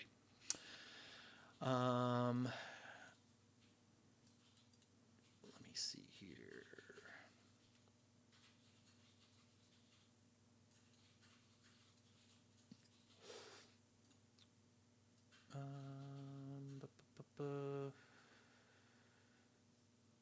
Yeah, I mean, and yes, to what Kodad says, like, if you really want to commission a weapon, that you can go through Riku. I know Riku has a pretty long wait list, if I'm not mistaken. You can go through them and say, hey, I'm interested in getting a weapon commissioned. They will make it. We will, that gets added to our server, just as the nature of Sunday Drivers being like our systems, our sister server. The person who buys that commission will get a magazine so that they can craft that weapon, but the weapon will not be restricted. It will be in the public. It'll spawn publicly. It'll show up in the loot pool. It's not something that we're gonna remove from the loot pool. It's just something that you can make on demand for yourself when you want it. Clothing is much harder. It's difficult to find a modder who can produce good quality clothes that meet, again, that standard that we're used to. The Ryan, what I like, I'm now coining the Ryan Hayes gold standard. Can we talk about weapon balancing and the OP4X? I'm not sure what you mean by the OP4X. In terms of weapon balancing, that's more of a... I know that Ryan, for those who are supporters, you guys have probably seen some of the stuff that Ryan is working on. The 4X scope. Ryan is, as far as I know, he's constantly working on like tweaking and balancing stuff. There is the Ryan Hayes where is it? It's the Ryan Hayes suggestions or firearms feedback thread, where you guys can go in and say like, hey, like think about this, think about that, blah, blah, blah, blah. That's the forum to bring up issues with weapon balancing. So I fully encourage you guys to hop in there if you have something to say. Obviously, Ryan is like a volunteer. He's doing this stuff out of the grace of his good heart. And, he tends to be pretty good at hearing people's feedback and responding to it when he can. It's just really a matter here. I'll put it. I got the link for it right here. If you're interested, you guys can check out the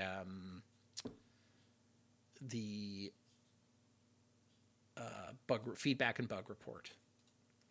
Why are trailers considered a car when it comes to safe zone limits? That's a great question. The reason why is that any vehicle that has a mechanics menu is a car. And the reason why that matters is, and if there is, I don't know if there's someone smarter than me who knows more about this, but I'll speak to my understanding.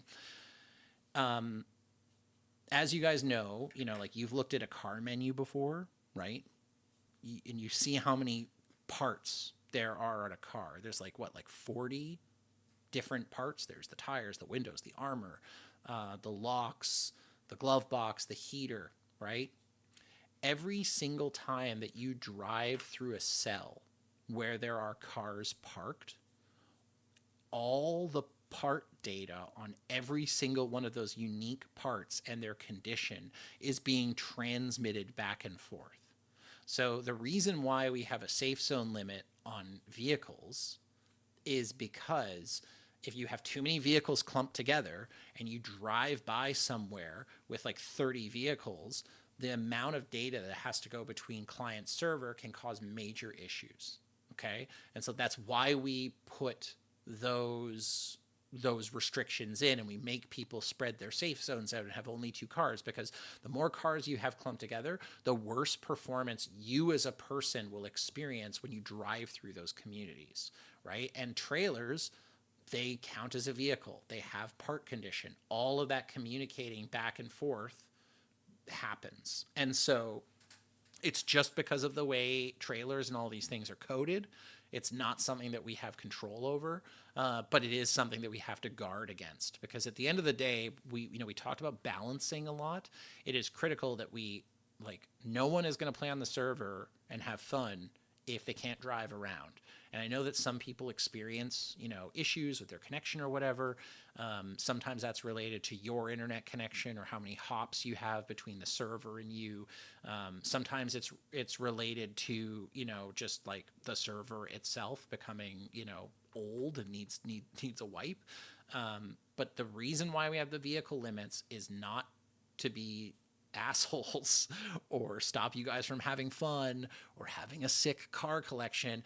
It's all about performance. And if the cars were and all that was coded in a better way, then it would be a lot easier for us to it would be a lot easier for us to open that up. But unfortunately, it's just the way that it is.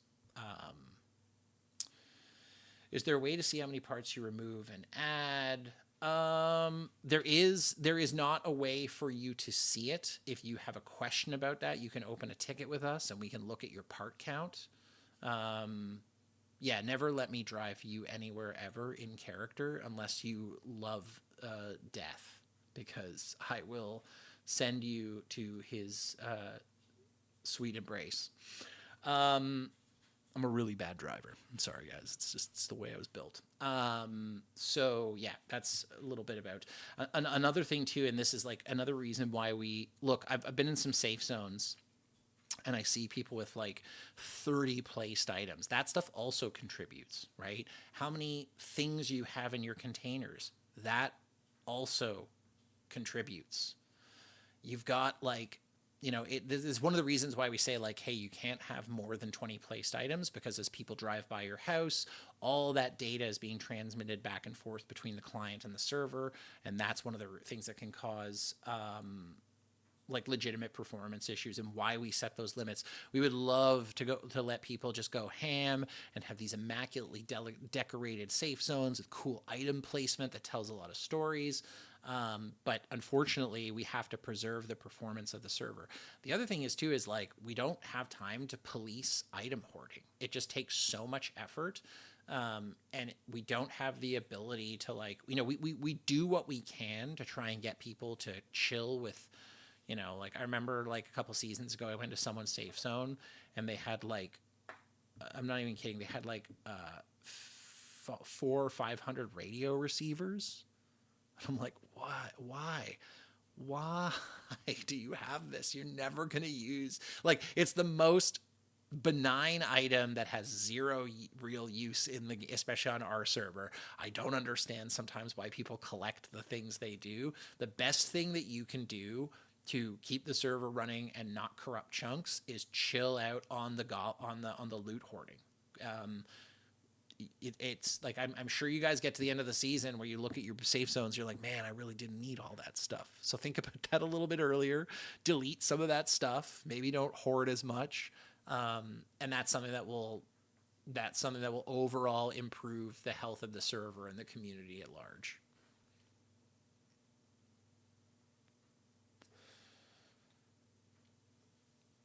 What's the best way to get rid of stuff? That's a great question.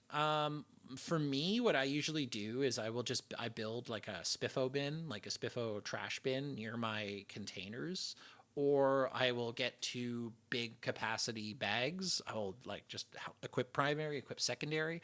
I'll fill those bags with garbage. I'll take them over to the trash and I'll delete everything. We were looking at a mod that lets you, there's like a delete all button. So you know how when you look at a container, it says loot all? There's also a delete all button that you can add through a mod to that. We've thought about it, but the challenge with that particular mod is it's twofold. One is it can cause insane safe zone griefing issues. So imagine you let some new player into your house, you think you trust them, you come home and they've gone through every crate in your house and deleted everything you own through the delete all. That I'm sure people would not be happy with. So as much as like that would be a cool mod to add, it can also cause issues. Also, if you've ever played on Sunday Drivers, they do use that mod. I can't tell you how many times I've hit the wrong button and accidentally deleted everything from one of my crates. And I'm like, oh shit, I guess I just lost all that now because I meant to hit loot and I hit delete. So it's a real double edged sword. Jaws has a question, so I'm going to invite her to speak here.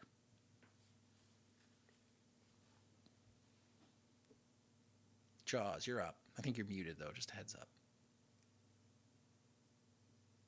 I played on SD last season. They just recently wiped, but Yes. they were able to adjust it at the end of the season. They were able to change it to where you did not have the delete all in the safe zones.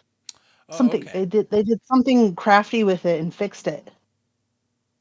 Yeah. So I mean, if it's something you're we could still look into for investigating that, you sure. might want to ask them what they did at the end because yeah, Well, the we safe we don't zone have thing. the problem with Sunday Drivers is we have a very poor relationship with them, and they don't really talk to us about anything. So I doubt they'll want to share that with us. Because you're taking over. That was a joke, by the way. We love Sunday Drivers. They're all I love pals. Sunday drivers. They're good people. Yeah, no, All right, thank you. That's all yep, I wanted to yeah, say. for sure. I mean, it's something we can definitely like look into. Um, cool. Does anyone else, because we are starting it, we're getting close to the 2 hour mark. I want to be respectful of people's time. I am grateful to see everyone stick around for as long as they have. I want to make sure that we get to any burning questions in your minds. So hit me up if you guys have any additional questions in the chat.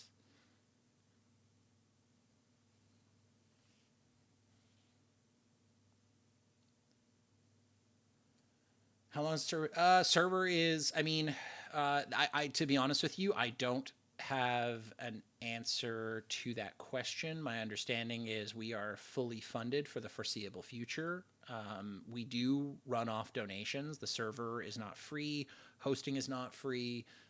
No one on the team takes any money from the donations. It all goes to operations, making sure that we keep the lights on. As far as I know, we're in a good spot for funding. How long that is, I'm not actually sure. So I don't have a good answer to that other than I think we're good for a while. That is to say that we definitely, we really appreciate our supporters. Like without you guys, we would have a really hard time keeping the lights on. So for those of you who are in a position to donate to the server, a sincere thank you from myself and the entire team, because you guys keep things running here. And we encourage people to, if they can, donate a little bit here and there. Every little bit helps.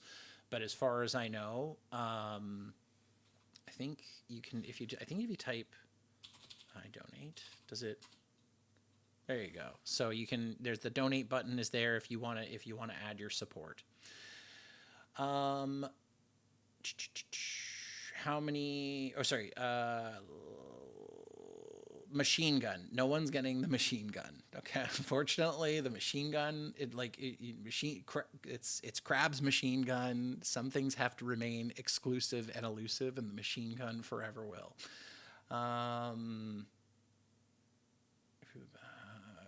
Hampters, yeah, we're funded for, we got a good Hampter budget. Let's just put it that way.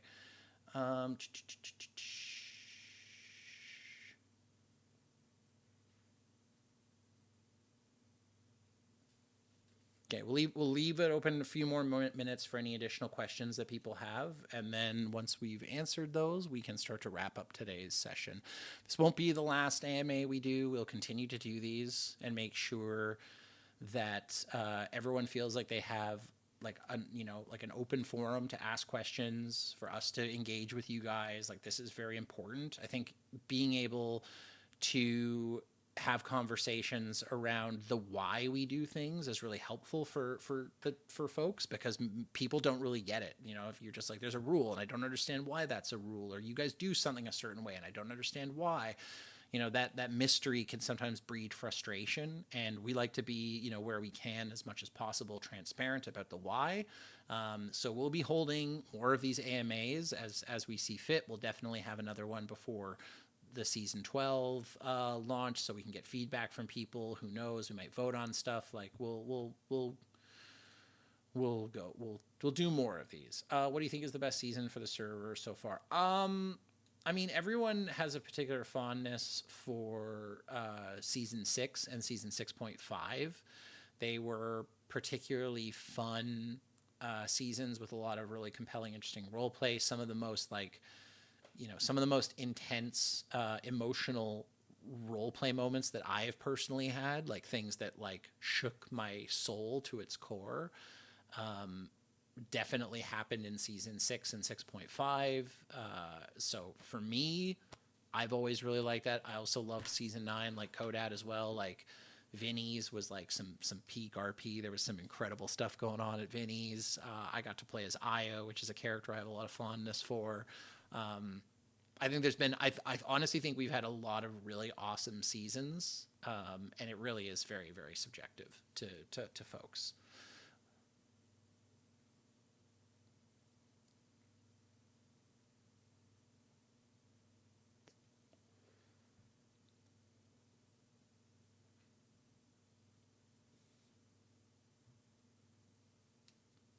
Okay.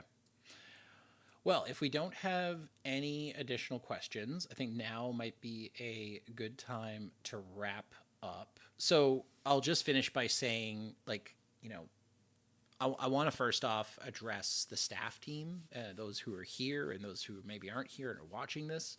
Like, I am incredibly, incredibly appreciative for the people that I get to work with. Everyone on the team, like, really cares about this place. They wouldn't be here if they didn't. They put an enormous amount of like effort and time and care into what they do. And I know some things we might run an event that goes a little sideways or doesn't work really well, but the intention that goes into trying to make this place constantly evolve is amazing. The world builder team, the moderator team, the admin team, like, you guys are absolute fucking all-stars, and I'm so grateful to get to work with them, because, like, honestly, that's like, I get so much inspiration from our weekly meetings and talking about things and ideas and like riffing off each other. It's great. more, but also it's just everyone. It's everyone on the server. I've made some like really incredible friends off of Parp. I've, gotten a chance to like build some like truly long lasting friendships with people that I've known throughout the years. And I think Parp is like an incredibly special place. And I think everyone should give themselves a pat on the back for what you do to make it so awesome. Everyone in this room, it doesn't matter what your play style is. It doesn't matter how long you've been playing here. Like, you are a member of this community, and we are grateful to get to tell stories, to share ideas, to just do what it is we all do best, which is play this wacky ass game. So I am grateful for you guys coming and hanging out for 2 hours and listening to me talk. I know that can be kind of painful. So thank you guys for everything that you bring to the table, staff, players, everybody, the whole community. You guys all fucking rock. I really look forward to the next AMA when we have more questions. Please, if you guys have an opportunity, come to the RP workshop. It's going to be a lot of fun. Even if you're not super active this season, I think there's going to be a lot of really good conversations going on that might even inspire you for season 12. So please jump in, come hang, spend some time with us, ask questions. It's going to be a lot of fun. So thank you guys for everything. And, just keep doing what you're doing, keep having fun, and doot doot doot doot doot doot.